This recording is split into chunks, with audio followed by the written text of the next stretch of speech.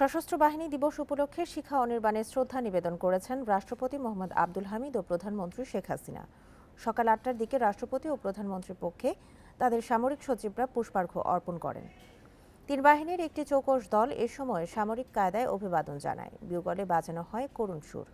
এরপর শ্রদ্ধা নিবেদন করেন সেনা, নৌ ও বিমান বাহিনী প্রধান।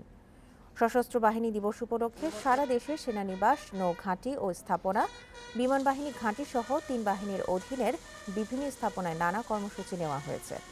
করোনা পরিস্থিতির বিবেচনায় এবার রাষ্ট্রপতি ও প্রধানমন্ত্রী সরাসরি যাননি ঢাকা ক্যান্টনমেন্টে শিখা অনির্বাণে। এদিকে গণভবনে সকাল 10:30টায় প্রধানমন্ত্রীর সঙ্গে সাক্ষাৎ করেছেন সেনাপ্রধান সহ তিন বাহিনীর প্রধান। মুক্তিযুদ্ধ চলাকালে 1971 সালের 21শে নভেম্বর সেনা, নৌ ও বিমান বাহিনীর সদস্যরা সম্মিলিতভাবে দখলদার পাকিস্তানি বাহিনীর বিরুদ্ধে সমন্বিত কার্যক্রমের সূচনা করে।